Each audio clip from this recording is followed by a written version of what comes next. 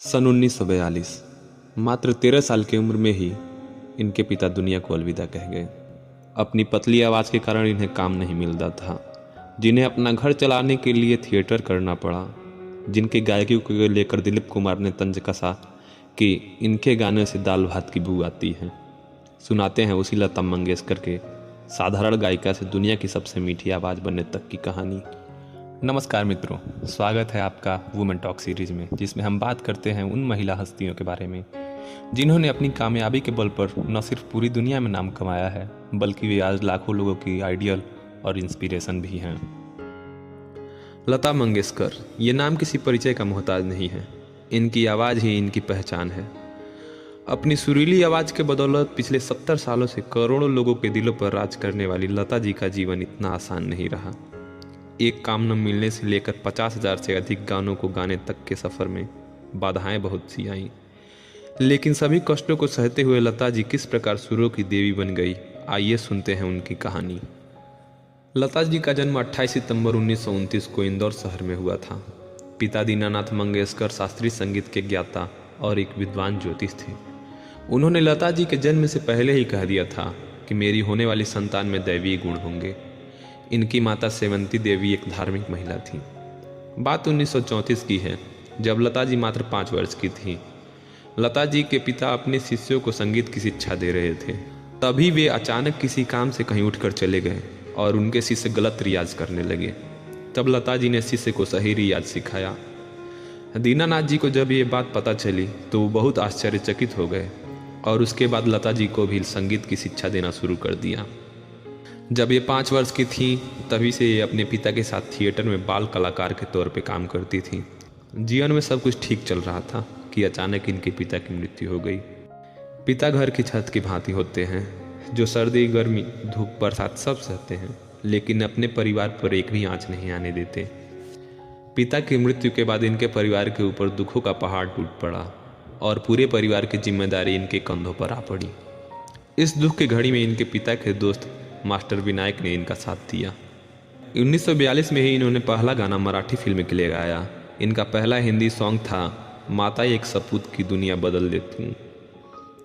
इन्हें एक्टिंग पसंद नहीं थी, किंतु शुरुआती दिनों में घर चलाने के लिए फिल्मों में काम करना पड़ता था।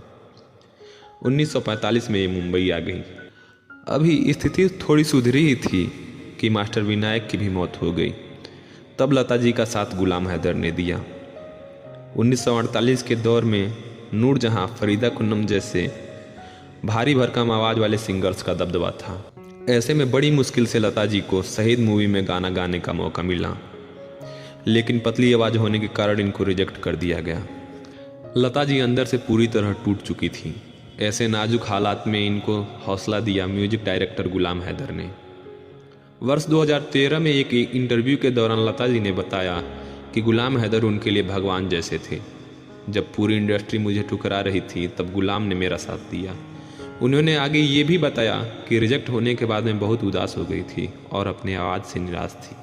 ऐसे में गुलाम ने मोटिवेट करते हुए कहा, देखना लता, एक दिन सारे प्रोड्यूसर्स और डायरेक्टर्स तुम्हारे कदमों में गिरेंगे और अपनी मूवी में गाने के लिए भीख मांगेंगे। गुलाम हैदर की कही गई बात भी बहुत जल्दी ही सही हो गई। 1949 में इनका गाया गया गाना आएगा आने वाला सुपर डुपर हिट रहा और लता जी ने बॉलीवुड में एक अलग पहचान बना ली। 1957 में गाया गया गाना ए मालिक तेरे बंदे हम पाकिस्तान के एक स्कूल का स्कूल एंथम तक बना। इसी बीच 1962 में हम चीन से युद्ध हार गए। लता जी ने शहीदों को श्रद्धांजलि अर्पित करते हुए गाया ए मेरे वतन के लोगों। इस पर स्टेज पर मौजूद न सिर्फ नेहरू की आंखें भर आईं, बल्कि पूरा देश रो उठा। इसके बाद इन्होंने एक के बाद एक सुपरहिट गानों को आवाज़ दी।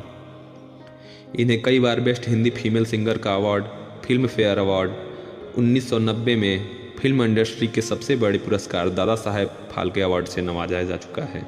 इन्हें 1969 में पद्म भूषण, 1999 में पद्म विभूषण और 2001 में भारत रत्न से सम्मानित किया गया।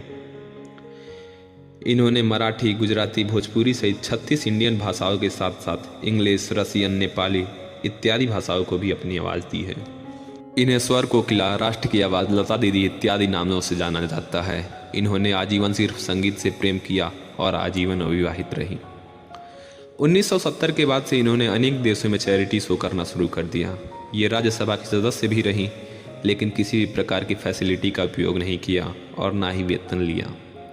1989 में लता मंगेशकर मेडिकल फाउंडेशन की शुरुआत की और 2001 में पूना में मास्टर दीनानाथ हॉस्पिटल खोला।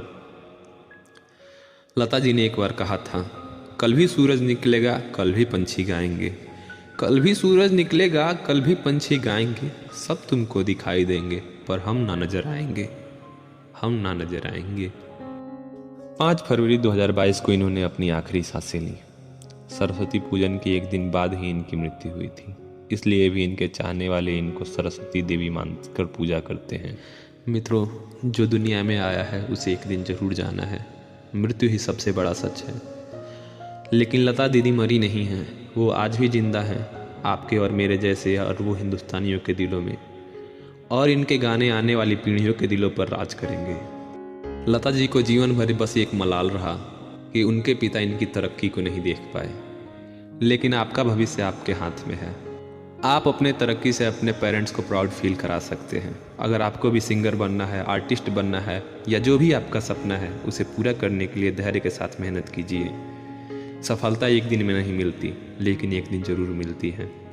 रिक्वेस्ट है, वीडियो भेजिए अपने बेस्ट फ्रेंड, भाई या बहन को, और मोटिवेट कीजिए उन्हें जताइए कि आप उनकी केयर करते हैं। मिलते हैं अगले वीडियो में। नमस्कार।